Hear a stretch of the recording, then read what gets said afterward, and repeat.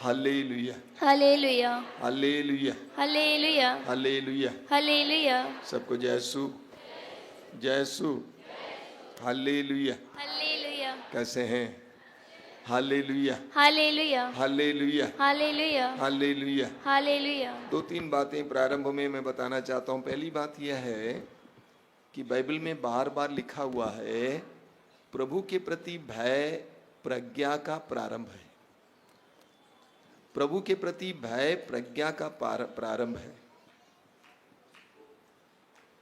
अर्थात जब हमारे अंदर प्रभु के प्रति भय होगा तो हमारे अंदर प्रज्ञा उत्पन्न होगी।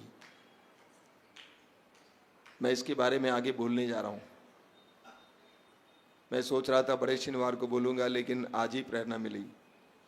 हमारे अंदर ईश्वर के प्रति एक भय होना चाहिए।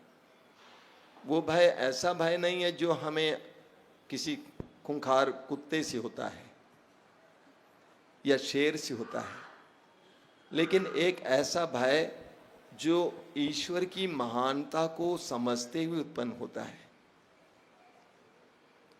जब हमारे अंदर प्रभु के सानिध्य के बारे में, प्रभु के बारे में एक भय होगा, तब हमारे अंदर प्रज्ञा आएगी। मैंने देखा बहुत लोग आते हैं, यहाँ पे आते हैं और भी जगह जाते हैं, बहुत सारे लोग प्रार्थना करते हैं, बहुत सारे लोग वचन सुनते सुनाते हैं, लेकिन उनके अंदर प्रभु की उपस्थिति के प्रति एक भय नहीं है।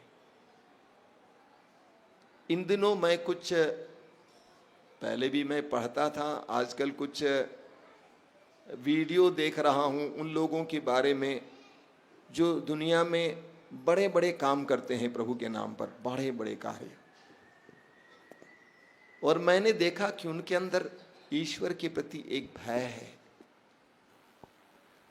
कि ईश्वर सर्वशक्तिमान है, वो मुझे देखता है, वो मुझे जानता है, मेरे हृदय से बात निकलने से पहले ही वो मुझे परखता है, मेरे हर काम को देखता है, वो मेरे भविष्य को पलटने में समर्थ है।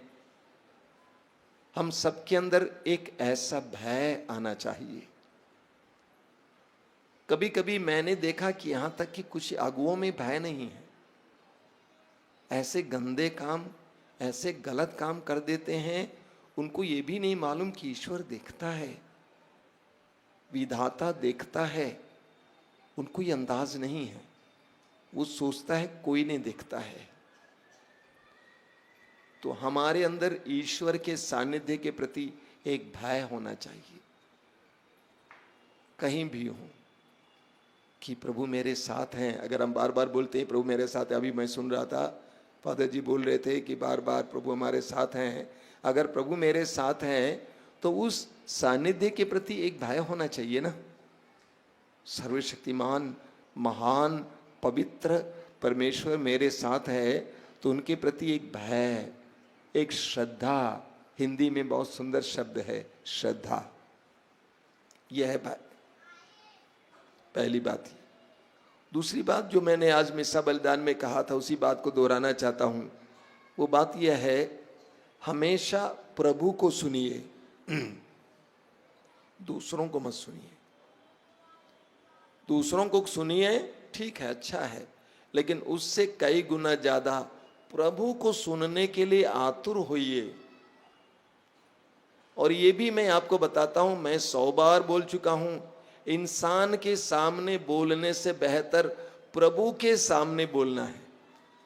कुछ लोग मेरे सामने आकर रोते हैं, मैं बोलता हूं ठीक है आप मेरे सामने रोए, यही बात प्रभु के सामने जाकर बोलो।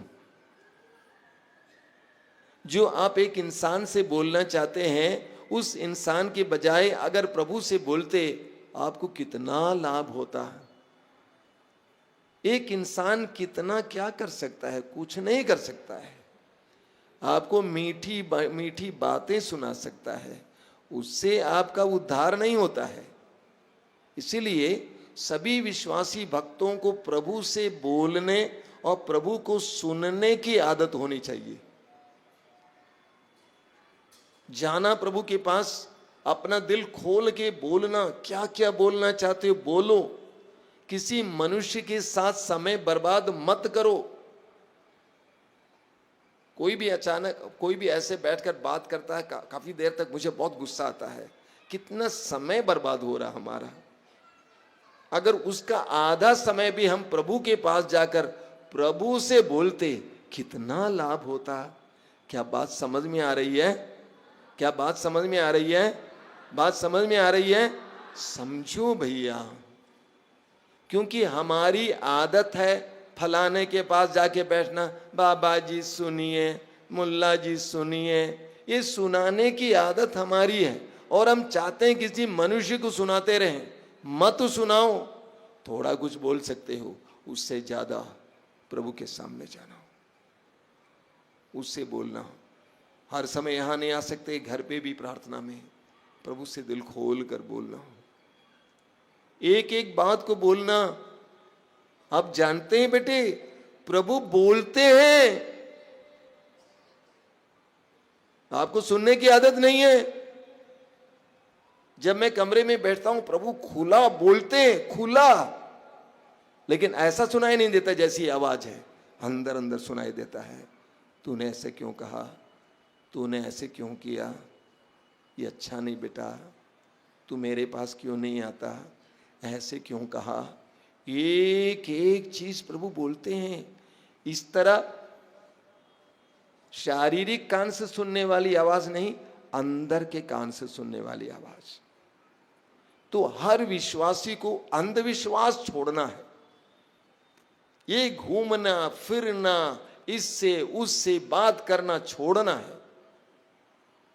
एक बहन से मैंने कहा है भाई कई दिन से तुमको देखा नहीं, तो उसने कहा आप ही ना बोलते हैं, मेरे पास नहीं आना, प्रभु से बोलना। मैंने कहा अच्छा, बहुत अच्छा, वेरी गुड। मेरे पास आने से कोई किसी को रोक नहीं रहा हूं, लेकिन मैं इस बात पर जोर दे रहा हूं, हर विश्वासी को प्रभु को सुनना सीखना है। वचन में लिखा हुआ है लूकास अध्याय 10 में उसके 38 से लेकर, वहां पे हम पढ़ते हैं कि मार्था ने प्रभु यीशु को अपने घर पे स्वागत किया। और उसके बाद हम पढ़ते हैं, वहां पे लिखा हुआ है मार्था की एक बहन थी जिसका नाम मरियम था, और वह यीशु के चरणों पर बैठकर यीशु को सुन रही थी। क्या कर रही थी? क्या कर रही थी? हम लोग की आदत है बोलना बोलना बोलना बोलना, मुंह भर के बोलते रहो बोलते रहो बोलते रहो बोलते रहो बोलते। अरे बंद कर यार, सुनना भी शुरू करो। वो प्रभु के चरणों पे बैठकर प्रभु को सुन रही थी। आगे वचन में आप पढ़ेंगे, मार्था जाकर यीशु से, प्रभु से कहती है, प्रभु आपको ये अच्छा लगता है मैं सारा सेवा कार्य करूं और मेरी बहन आपके चरणों पे बैठी हुई है, उसको बोलिए मेरी मदद करने को। तो प्रभु ने मार्था से क्या कहा? मार्था मार्था, तुम बहुत सी बातों के बारे में चिंतित हो। मरियम ने वो भाग चुन लिया है जो उत्तम भाग है, यानी यीशु के चरणों पे बैठकर यीशु को सुनना, इसको प्रभु यीशु ने उत्तम भाग कहा है। तो हर विश्वासी को, फादर सिस्टर, हर विश्वासी ईसाई सबको धीरे धीरे धीरे प्रभु को सुनना सीखना है। पहले पवित्र वचन इस तरह सुनना, धीरे धीरे अकेले में प्रभु को सुनना सीखना है। बहुत सारी बातें प्रभु आपको बताएंगे, प्रभु आपको समझाएंगे क्या बोलना है क्या नहीं बोलना है। प्रतिदिन के जीवन में कई बातें बोलनी होती है। मैं बोलने को सोच रहा हूं तो प्रभु बोलता ना, अभी नहीं, बाद में बोलना, रोक देता हूं। शायद उस समय बोल देता, गड़बड़ हो जाता। तो हर विश्वासी को प्रभु को सुनना सीखना है और प्रभु से बोलना सीखना है। इंसान से ज्यादा प्रभु से बोलो। अगल बगल में जाके पति के बारे में नहीं बोलना, देखो मेरे पति ऐसा करते हैं वैसा करते हैं, बिल्कुल नहीं। उसके बदले प्रभु से बोलना। मेरा बेटा ऐसा वैसा बाहर जाके नहीं बोलना, प्रभु से बोलना। प्रभु से बोलना सीखिए। Hallelujah hallelujah hallelujah hallelujah. तीसरी बात जो आज मिसा में बोला, वो बात यह है कि हमें प्रभु को सुनना है, दुनिया को नहीं सुनना है। दुनिया के लोग हमें गिराने का प्रयास करते हैं, हमारे अंदर निराशा भरते हैं, लेकिन प्रभु अपने पवित्र वचनों के द्वारा हमें आशा देते हैं। इसीलिए जितना आप प्रभु को सुनते जाएंगे उतना आपके अंदर आशा बढ़ेगी। जितना आप दुनिया को सुनते जाएंगे उतना आपके अंदर निराशा आएगी। कई लोगों की आदत है क्या, दूसरों को सुनना, और वे लोग हमेशा वही करते रहते हैं, नतीजा हमेशा नकारात्मक रहते हैं। दूसरों को सुनना, अच्छा ये वो गड़बड़ सब।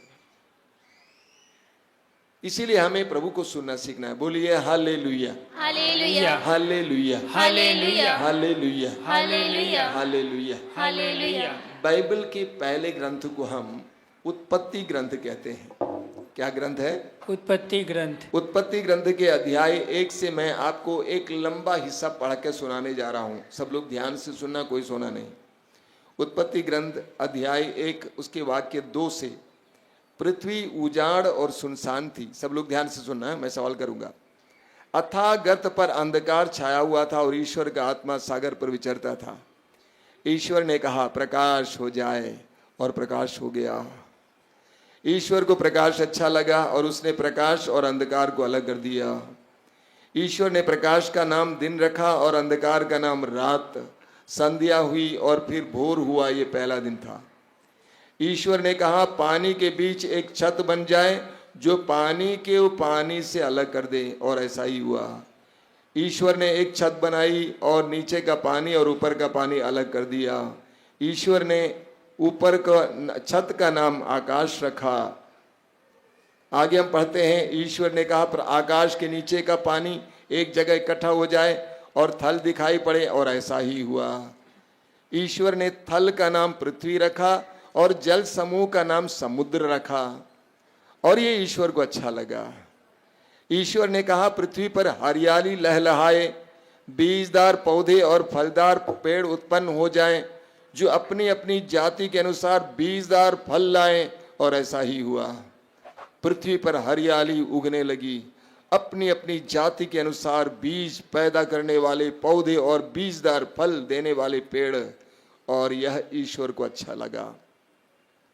ईश्वर ने कहा दिन और रात को अलग कर देने के लिए आकाश में नक्षत्र हों, उनके सारे पर्व निर्धारित किए जाएं और दिनों तथा वर्षों की गिनती हो। वे पृथ्वी को प्रकाश देने वाले आकाश में जगमगाते रहें, और ऐसा ही हुआ।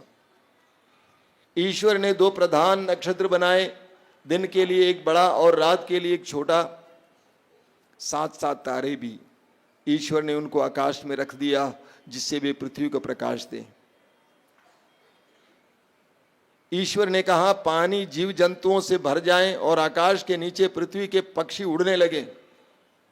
ईश्वर ने मकर और नाना प्रकार के जीव जंतुओं की सृष्टि की जो पानी में भरे हुए हैं, और उसने नाना प्रकार के पक्षियों की भी सृष्टि की, और ये ईश्वर को अच्छा लगा।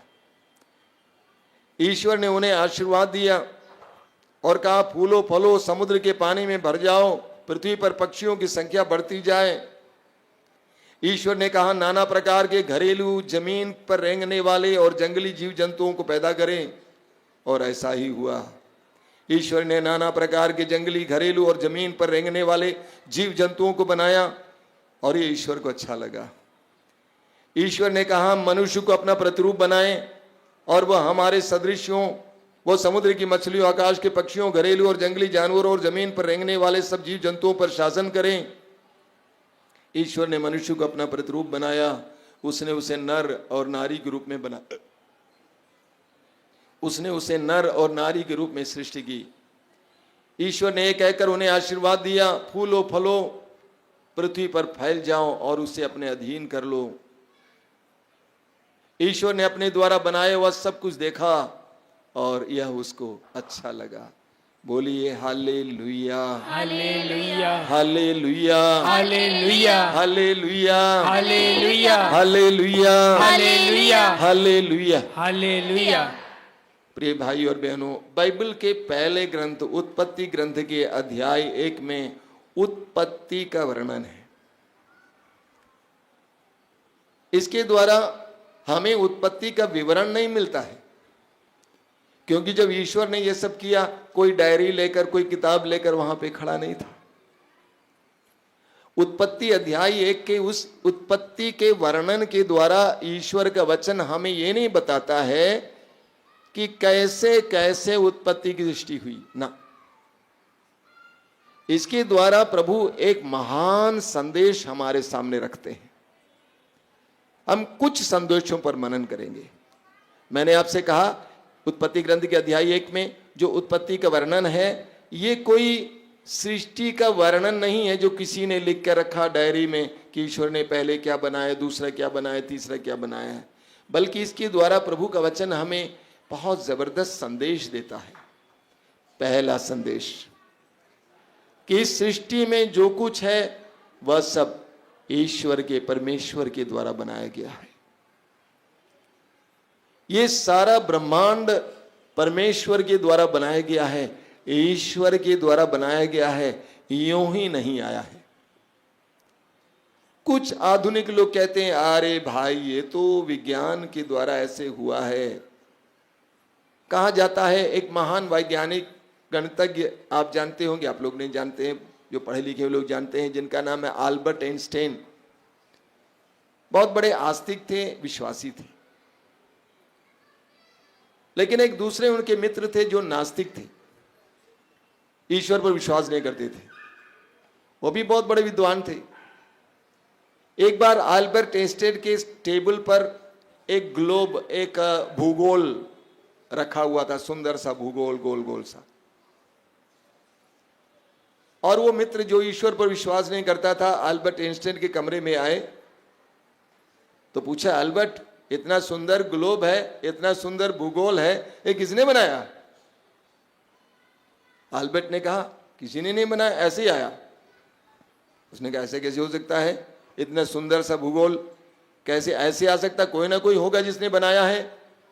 और आइंस्टाइन ने कहा यही तो मैं कहता आ रहा हूं तुमसे कि इतना बड़ा, इतना बृहद, इतना सुंदर ये ब्रह्मांड ऐसे नहीं आया, इसको किसी ने तो बनाया होगा और उसको हम ईश्वर कहते हैं।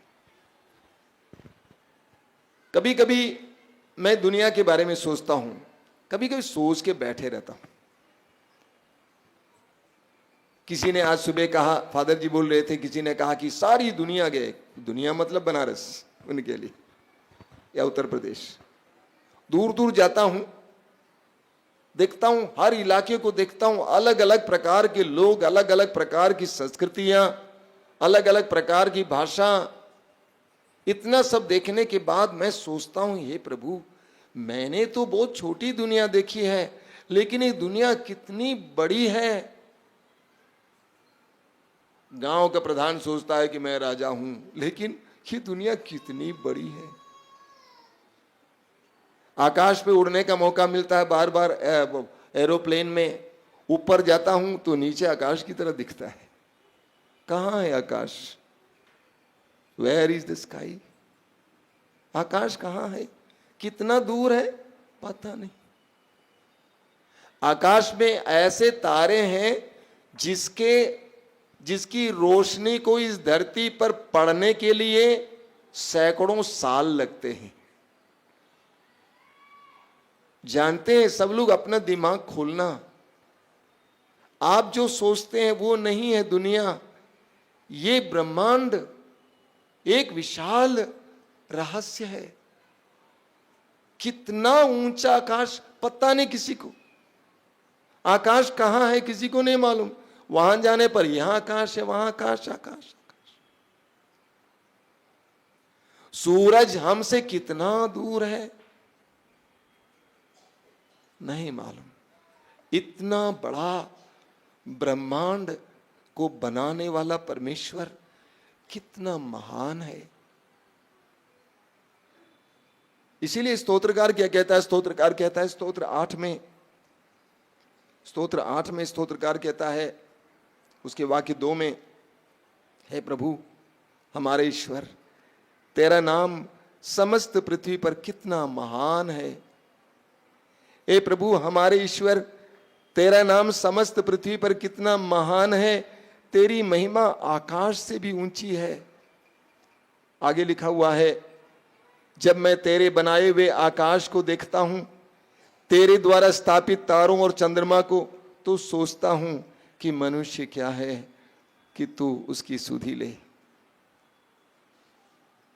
वास्तव में जब हम लोग नन्हे बच्चे थे, हमारी नन्ही नन्ही आंखें खुल गईं, तो हमारे अंदर एक बहुत बड़ा आश्चर्य था।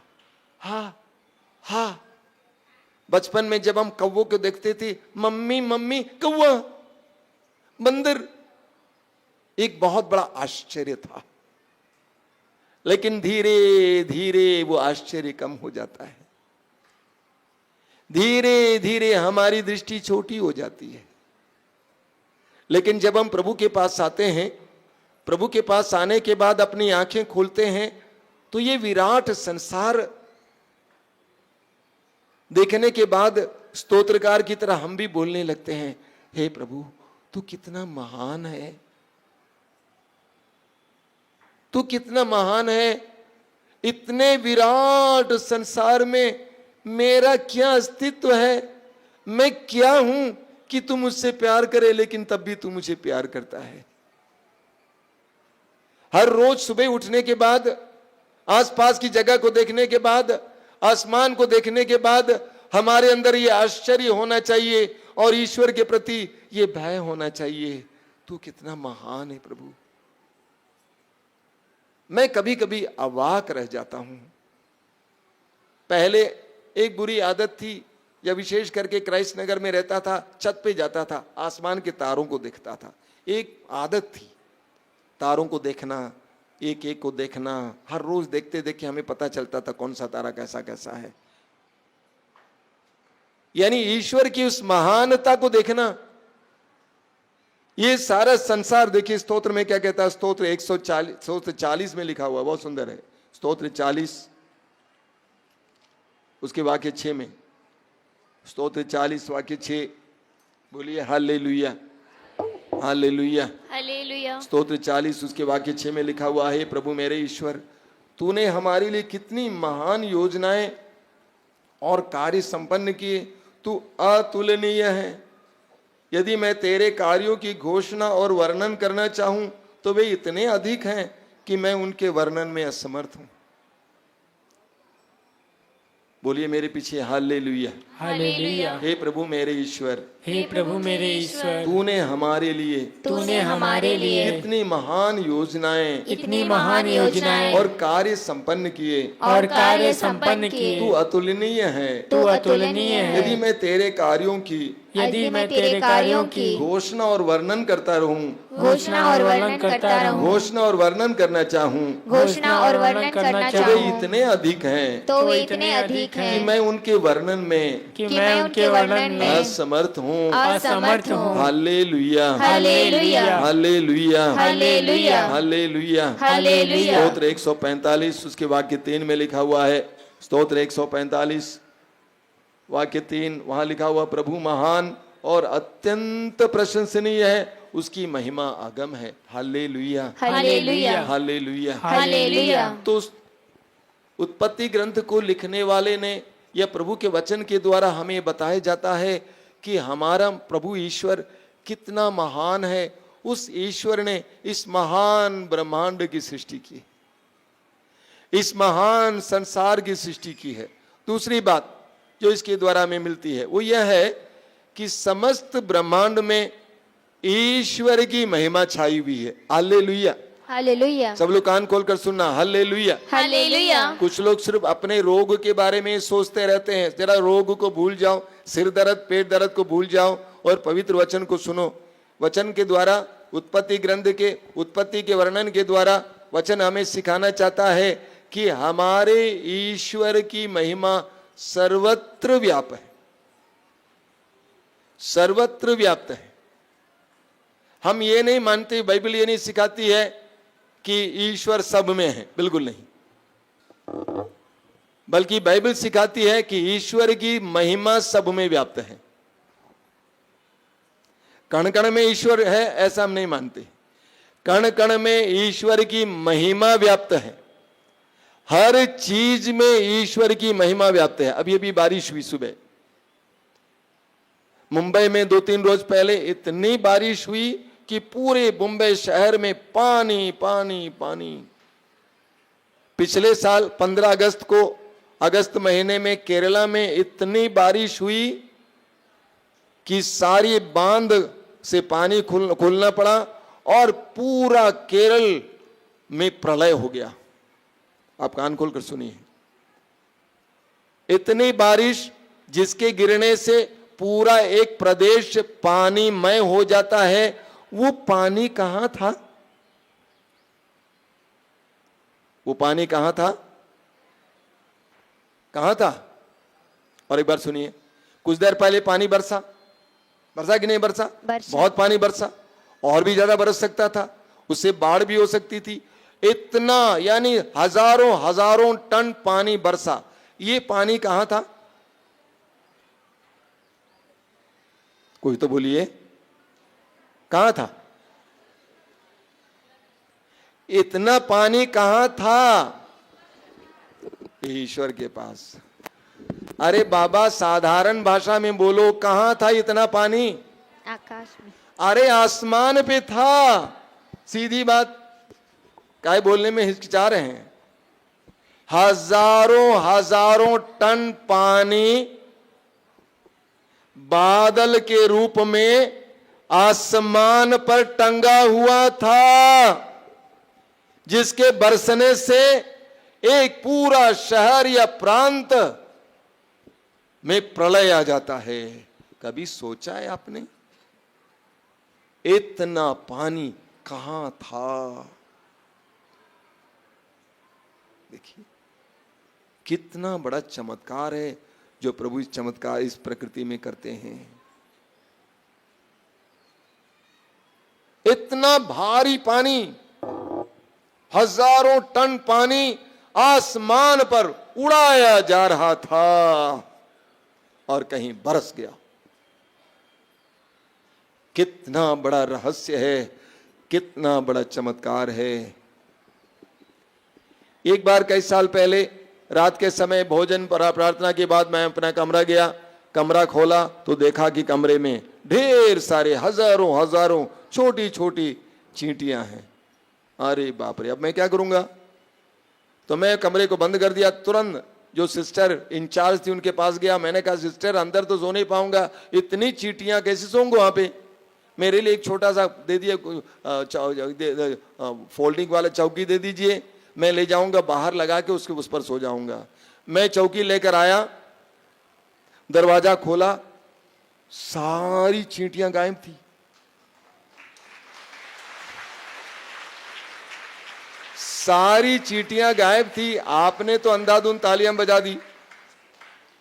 मैं खड़ा हो गया, मैं सोचने लगा, हे प्रभु, हजारों चींटियां 5 या 10 मिनट के अंदर कहां गई? और वो भी एक दिशा में चली गई। 100 लोगों को एक दिशा में ले जाना होता कितना मुश्किल होता हम लोगों को। अरे चलो उधर से भागेंगे, इधर से भागेंगे, कितना कितना कम्युनिकेशन करना पड़ता है, कितना बोलना पड़ता है। तो मैं सोच रहा था, इन चींटियों में कौन सी ऐसी भाषा है, कौन सी ऐसी शक्ति है जिसके द्वारा चींटियों ने इतना सबको सूचना दे दी कि सारी चींटियां 5 मिनट के अंदर एक ही दिशा में चली गई। सोचते हैं, सोचिए कितना बड़ा रहस्य है प्रभु। इन छोटी छोटी चींटियों को जिसको आप दबा देते हैं, खत्म कर देते हैं, उनके अंदर इतनी चेतना है कि उन्होंने आपस में बातचीत की 5 या 10 मिनट के अंदर, और हजारों की संख्या में वे एक जगह की ओर चले गए। क्या कम्युनिकेशन स्किल है, क्या आपस में कैसे सूचना दी होगी। मैंने हाथ जोड़ा प्रभु के सामने, कहा, तो कितना महान है, तू कितना महान है। अभी 1 महीना पहले आपने देखा होगा गोलंबर में बहुत सुंदर सुंदर डालिया फूल था। 2-3 महीना पहले, जाड़े के अंत में, डालिया का फूल बड़ा सा लाल लाल लाल लाल, बहुत सुंदर। कहां से आया? कभी सोचते नहीं, अकल इस्तेमाल कर कभी कभी। कहां से आया? सोचना। सिर्फ रोटी कपड़ा मकान के बारे में नहीं सोचना, इसके ऐसे भी सोचना कुछ है। मैं सोचता हूं प्रभु कहां से आया ये, जाके डंठल को तोड़ के देखो क्या उसमें से आया है, कहां है वो कली, कहां से आई, इतना सुंदर फूल, बड़ा सा फूल, ये कहां से आया, जड़ को खोद के देखो, डंडल को तोड़ कर देखो, कहां से आया, अजीब अजीब अजीब। कभी सोचे हैं? सोचिए। लोग हमेशा अपने जीवन में हर चीज के लिए, कमी के लिए प्रभु को दोषी ठहराते रहते हैं, ये नहीं है वो नहीं है। कभी आपने सोचा है? आज सुबह आपने नाश्ता कर लिया, आपने क्या खाया आप जानते हैं? आपने नाश्ता कर लिया, चल के चले आए, आप यहां पे बैठे हैं, मालूम है आपके पेट के अंदर क्या हो रहा है? नहीं मालूम है ना? तो जानिए, एक बहुत बड़ा काम हो रहा है उसके अंदर, बहुत बड़ी बड़ी फैक्ट्रियां उसके अंदर फिक्स की हैं, बड़ी बड़ी फैक्ट्रियां। आपने सब कुछ चबाकर एक कर दिया, अब उसको अलग अलग किया जा रहा है, विटामिन अलग किया जा रहा है, चीनी, हर चीज अलग किया जा रहा है, और खून बनाया जा रहा है। इंसान ने क्या क्या नहीं बनाया इस दुनिया में, इतनी तरक्की की है, बताइए क्या इंसान ने खून बनाने की फैक्ट्री बनाई है? नहीं। जानते हो, सोचना, आप एक बहुत बड़े रहस्य हैं, आपके अंदर बहुत बड़ा रहस्य है, क्या क्या हो रहा है? कभी सोचना, पेट दर्द है डॉक्टर साहब, ये दर्द है, अरे क्या रहस्य है? आपने सब कुछ चबा कर एक कर दिया, लेकिन प्रभु ने ऐसे यंत्र आपके पेट में रखा है जो अलग अलग कर रहा है और खून बना रहा है, उसको दौड़ा रहा है, दिल में जा रहा है, दिल दौड़ा रहा है सैकड़ों हजारों नाड़ियों के द्वारा। आपने सिर्फ खाना खाया, बीमार पड़ते हैं तो डॉक्टर को बता दिए, इतना महान परमेश्वर। 10 साल पहले आपने किसी को देखा, उसके बाद 10 ने 20-25 साल पहले देखना बंद किए, 20-25 साल के बाद आप उनको देखते हैं, अचानक आपके दिमाग में वो व्यक्ति आ जाता है, याद आ जाता है, राजू। ये क्या चमत्कार है? कभी सोचे हैं? हमारा परमेश्वर, हमारा ईश्वर कितना महान है। मैंने कुछ बातों को आपके सामने रखा। मेरे जन्म से पहले मैं अपनी मां के गर्भ में आया तो किस रूप में आया? थूक के रूप में, मेरा कोई आकार नहीं था। ये शरीर, ये हाथ पांव, ये आंखें, ये नाक, ये बुद्धि, ये बोलने की शक्ति कैसे कैसे कैसे हुआ? ओ प्रभु, तू कितना महान है। कभी सोचते हैं? सोचना। लोग सिर्फ रोटी कपड़ा मकान के बारे में सोचते हैं, बल्कि ईश्वर के द्वारा हमारे जीवन में किए हुए उन सारे वरदानों के बारे में नहीं सोचते हैं। गुवाहाटी के रेलवे स्टेशन पे कई साल पहले 2006 में खड़ा था, एक आदमी सामने आया भीख मांगने के लिए। उसके दोनों हाथ यहां से नहीं थे, एक झोला लटकाया हुआ था गले में और मांगते हुए आया। उसको देखते ही मैं एक पल के लिए अवाक रह गया, खड़ा रह गया ऐसे। पैसा तो दिया, लेकिन पहले मैंने सोचा, हे प्रभु, ये इंसान कैसे खाता होगा, ये इंसान कैसे पानी पीता होगा, ये इंसान कैसे कपड़ा पहनता होगा और अन्य काम कैसे करता होगा। पैसा देने के बाद मैं चुप हो गया। मैंने कहा, प्रभु धन्यवाद कि तूने मुझे 2 हाथ दिए। ये सारी सृष्टि, सारा ब्रह्मांड, हमारा शरीर, सब कुछ हमें ईश्वर की ओर ले जाता है, ले जाना चाहिए। हर चीज को हमें ईश्वर की ओर ले जाना चाहिए। बहुत सुंदर वचन है प्रज्ञा ग्रंथ अध्याय 13, बहुत सुंदर वचन। प्रज्ञा ग्रंथ अध्याय 13 में लिखा हुआ है, वे मनुष्य कितने मूर्ख हैं जिनमें ईश्वर का ज्ञान नहीं है, जो दृश्य जगत को देखकर सत्य नामक ईश्वर की ओर नहीं जान सके, ईश्वर को नहीं जान सके, जो सृष्टि को देखकर सृष्टिकर्ता को पहचानने में असमर्थ रहे। यदि उन्होंने इन वस्तुओं के सौंदर्य से मोहित होकर उन्हें देवता समझ लिया है, तो वे ये जान जाएं कि इन सब का स्वामी इनसे कितना श्रेष्ठ है।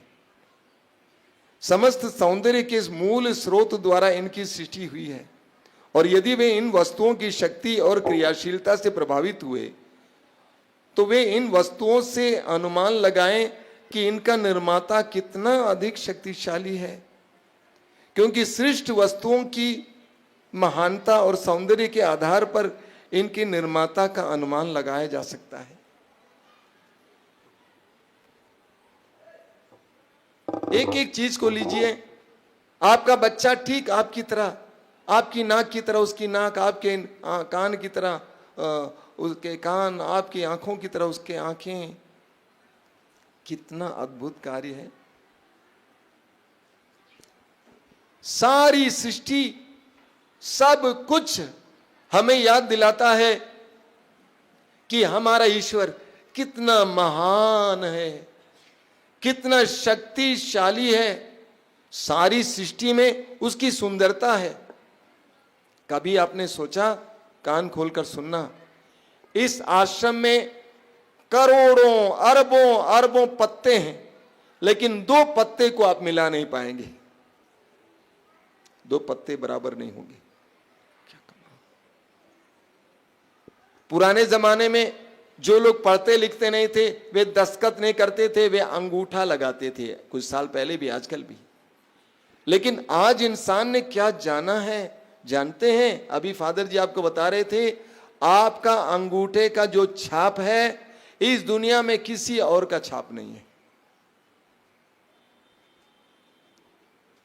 हे प्रभु, तू कितना महान है। अरबों खरबों इंसान है, लेकिन दो इंसान के अंगूठे का छाप एक नहीं है।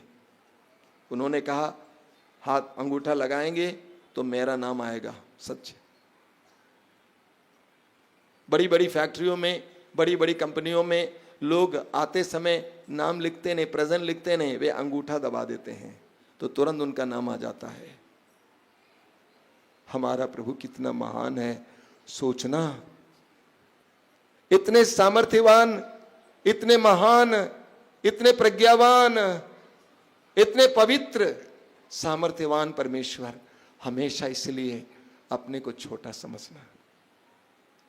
प्रभु के सामने डर होना चाहिए, एक भय। जब हमारे अंदर ये भय होगा तो हमारे अंदर प्रज्ञा होगी। बोलिए hallelujah, hallelujah, hallelujah, hallelujah, hallelujah, hallelujah, hallelujah, hallelujah. आंखें बंद कीजिए, दोनों हाथ खुला रखिए।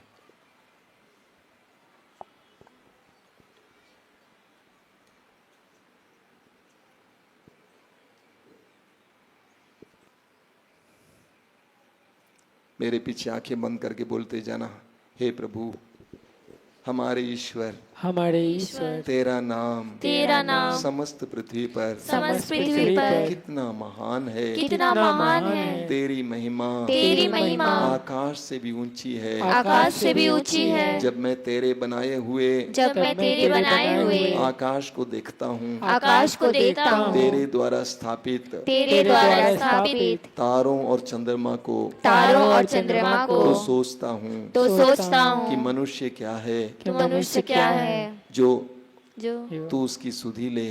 जो तू उसकी सुधि ले।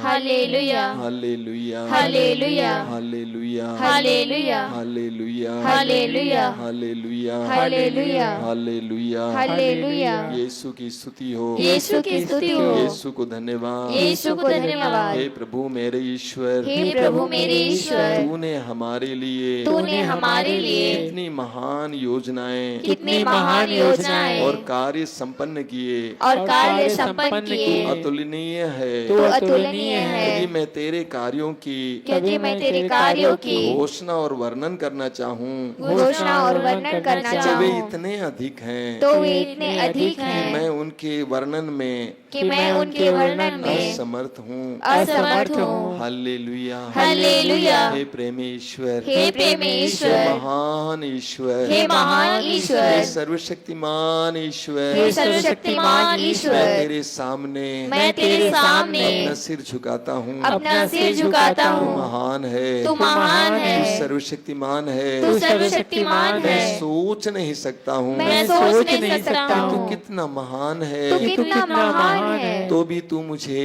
तो भी तू मुझे प्यार करता है। प्यार करता तू है। महान है, तू महान है। तेरा नाम महान है, तेरा नाम महान तेरी है। महिमा तेरी तेरी महिमा चारों ओर चारों ओर व्याप्त है, व्याप्त है। तेरी महिमा तेरी महिमा चारों ओर चारों ओर व्याप्त है, व्याप्त है। आकाश में, आकाश में, पृथ्वी पर, पृथ्वी पर, समुद्र में, समुद्र में, पहाड़ों पर, पहाड़ों पर, जीव जंतुओं में, जीव जंतुओं हर में, मनुष्य में, हर मनुष्य में तेरी महिमा तेरी महिमा व्याप्त है, व्याप्त है। हे प्रभु, हे प्रभु, हे मेरे महान परमेश्वर, हे मेरे महान परमेश्वर, चारों ओर चारों ओर तेरा सौंदर्य है, तेरा सौंदर्य तेरी है, प्रज्ञा है, तेरी प्रज्ञा है, तेरा सामर्थ्य है, तेरा सामर्थ्य है। कितना महान है, तू कितना महान है। तूने सब कुछ बनाया है, तूने सब कुछ बनाया है। तूने मुझे बनाया है, तूने मुझे बनाया है। मेरी माँ के गर्भ में मेरी माँ के गर्भ तूने में मुझे गढ़ा है, तूने मुझे गढ़ा है। मेरे शरीर के मेरे शरीर के अंग अंग को अंग अंग को ना कुछ से बनाया है, कुछ से बनाया जिस है। तरह तूने जिस तरह तूने आकाश और पृथ्वी को आकाश और पृथ्वी शब्द को मात्र से बनाया, शब्द मात्र से बनाया। मेरे शरीर के मेरे शरीर के अंग अंग को अंग अंग को तूने बनाया है, तूने बनाया है। महान परमेश्वर, महान परमेश्वर, शक्तिशाली परमेश्वर, शक्तिशाली परमेश्वर, प्रज्ञावान परमेश्वर, प्रज्ञावान परमेश्वर, तेरी महिमा हो, तेरी महिमा हो, तेरी आराधना हो, तेरी आराधना हो, तेरी आराधना हो, तेरी आराधना हो। पिता परमेश्वर, एक साथ मैं करता हूँ तेरी आराधना, तेरी स्तुति,